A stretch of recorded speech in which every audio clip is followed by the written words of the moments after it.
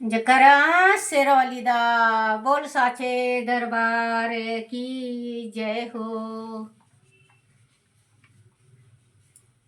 अत किलक स्तोत्रम। महर्षि मार्कंडे जी बोले, निर्मल ज्ञान रूपी शरीर धारण करने वाले देव त्रयी रूप दीप तीन नेत्र वाले जो कल्याण प्राप्ति के हेतु हैं तथा अपने मस्तक पर आधा चंद्र धारण करने वाले हैं, उन भगवान शंकर को नमस्कार है। जो मनुष्य इन तिलक मंत्रों को जानता है वही पुरुष कल्याण को प्राप्ति करता है। जो अन्य मंत्रों को जप कर केवल सप्तशती स्तोत्र से ही देवी की स्तुति करता है, उसको इससे ही देवी की सिद्धि हो जाती है। उन्हें अपने कार्य की सिद्धि के लिए दूसरे की साधना करने की आवश्यकता नहीं रहती। बिना जप के ही उनके उच्चाटन आदि सब काम सिद्ध हो जाते हैं। लोगों के मन में शंका थी कि केवल सप्तशती की उपासना से अथवा सप्तशती को छोड़कर अन्य मंत्रों की उपासना से भी समान रूप से सब कार्य सिद्ध हो जाते हैं, तब उनमें कौन सा श्रेष्ठ साधन है। लोगों की इस शंका को ध्यान में रखकर भगवान शंकर ने अपने पास आए हुए जिज्ञासुओं को समझाया कि वह सप्तशती नामक संपूर्ण स्तोत्र ही कल्याण को देने वाला है। इसके पश्चात भगवान शंकर ने चंडिका के सप्तशती नामक स्तोत्र को गुप्त कर दिया। अंत मनुष्य इसको बड़े पुण्य से प्राप्त करता है। जो मनुष्य कृष्ण पक्ष की 14 अथवा अष्टमी को एक ग्रसित होकर देवी को अपना सर्वस्व समर्पित कर देता है और फिर उसे प्रसाद रूप में ग्रहण करता है, उस पर दुर्गा प्रसन्न होती है, अनाथ नहीं होती। इस प्रकार सिद्धि के प्रतिबंधक रूप तिलक के द्वारा भगवान शंकर ने इस स्तोत्र को तिलक कर रखा है। जो पुरुष इस सप्तशती को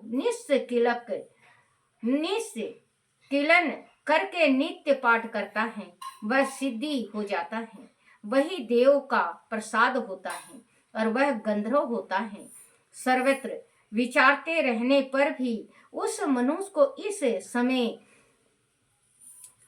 संसार में कहीं कोई डर नहीं होता। वह आप मृत्यु के वश में नहीं पड़ता और मरकर मोक्ष की प्राप्ति हो जाती है। किंतु इस तिलक की विधि को जानकर ही सप्तशती का पाठ करना चाहिए। जो ऐसा नहीं करता वह नष्ट हो जाता है। तिलक और निष्किलक संबंधी जानकारी के पश्चात ही यह स्तोत्र निर्दोष होता है और विद्वान पुरुष इस निर्दोष स्तोत्र का ही पाठ आरंभ करते हैं। स्त्रियों में जो कुछ सौभाग्य आदि दिखाई देता है वह सब इस पाठ की ही कृपा है। इसीलिए इस कल्याणकारी स्तोत्र का सदा पाठ करना चाहिए। इस स्तोत्र का सनेह सनेह पाठ करने से भी सवलभ फल की प्राप्ति होती है। इसीलिए ऊंचे स्वर से ही इसका पाठ आरंभ करना चाहिए, जिससे देवी के प्रसाद से ऐश्वर्य, सौभाग्य, आरोग्य, संपत्ति, शत्रुनाश तथा परम मोक्ष की प्राप्ति होती है। उस देवी की स्तुति मनुष्य को अवश्य करनी चाहिए।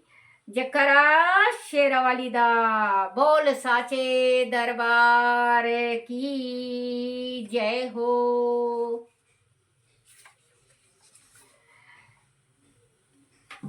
बच्चों, ये दुर्गा सप्तशती से पहले इसको जरूर पढ़ना चाहिए। दुर्गा सप्तशती से पहले पढ़ने से हमारे हर एक मनोकामना पूर्ण होती हैं, क्योंकि दुर्गा सप्तशती में ये 3 होते हैं। जय मेरी माँ शक्ति, जय मेरी माँ।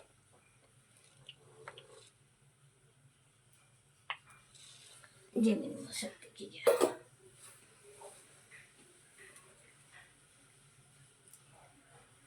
हम कहते हैं ना कि हमें फल नहीं मिलता, हमें फल नहीं मिलता जो हम दुर्गा सप्तशती करते हैं। तो बच्चों, इसमें जो दुर्गा सप्तशती है, तो इसमें जैसे पहले आएगा कवच, कवच करना चाहिए, फिर अगरला, और फिर ये इसका शंकर भगवान का जो है, माता ही रानी का है, ये भी इसको पढ़ना चाहिए। जैसे कि ये पहला जो हम पढ़ते हैं कवच है, कवच को पढ़ने से हमें जहाँ पे भी जाते हैं हम कार्य हमारी सिद्ध हो जाती हैं। और जो ये दूसरे में आएगा अगरला स्तोत्रम, इसको भी जरूर करना चाहिए। इससे हमारा जो शरीर है, जो हमारे दुश्मन हैं, वो दूर होते हैं। और ये जो तीसरा है, ये किलक भी जरूर आपको करना चाहिए। फिर इसके बाद आप माता रानी का ये 13 अध्याय होता है, 13 अध्याय आप कर सकते हो तो करो, और नहीं तो ये 3 तो आपको करना ही करना पड़ेगा, ये कवच, अगरला और किलक। और इसके बाद आपको 1 अध्याय, 13 अध्याय है ये, 1 अध्याय रोज, चाहे सुबह कर लो चाहे शाम कर लो। अभी मैं जैसे मतलब ये तीनों अध्याय कर रही हूँ मैं उसका।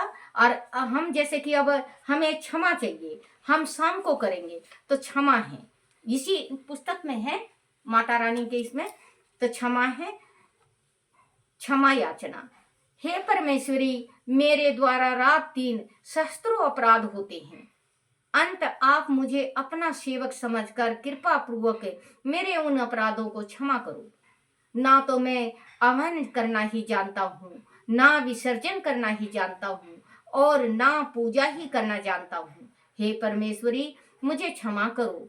हे सुरेश्वरी, मैंने जो मंत्रहीन, क्रियाहीन और भक्तिहीन पूजा किया है, वह सब आपकी दया से पूर्ण हो।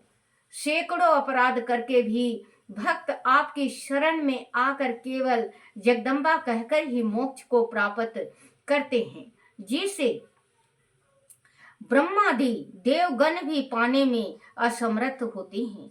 हे जगदम्बिके, मैं अपराधी हूँ, किंतु आपकी शरण में आया हूँ। अंत इस समय मैं दया का पात्र हूँ, तुम जैसा चाहो वैसा करो। अज्ञानवश या बुद्धि भ्रम होने के कारण भूल से जो कुछ भी मैंने कम या अधिक कर दिया हो, हे देवी, हे परमेश्वरी, सब अपराध क्षमा करो और प्रसन्न हो। हे जगदम्बा, हे कामेश्वरी, सच्चिदानंद स्वरूपिणी परमेश्वरी, आप प्रेम पूर्वक मेरे पूजा स्वीकार करो और मुझ पर प्रसन्न हो। आप गुप्त से भी गुप्त की रक्षा करने वाली हो। आप मेरे किए हुए इस जाप को ग्रहण करके मेरे सभी अपराधों को क्षमा करो। हे देवी, हे परमेश्वरी, आपकी कृपा से मुझे सिद्धि की प्राप्ति हो। बच्चों, ये हम जैसे कि आपने वो कर लिया, पाठ कर लिया, और फिर इसके बाद जैसे 13 अध्याय होता है और आप छोड़ दिए, जैसे कि कवच, अगरला और किलक, ये 3 अध्याय आपने किया और फिर क्षमा याचना कर ली। और 1 अध्याय शाम को, सुबह या अभी किसी टाइम भी आप कर सकते हो। 9 दिन में 13 अध्याय आपको संपट करना है, तो इससे पूरा पाठ का आपको फल मिलेगा और माँ शिव चंडी आपके ऊपर कृपा बरसाएगी।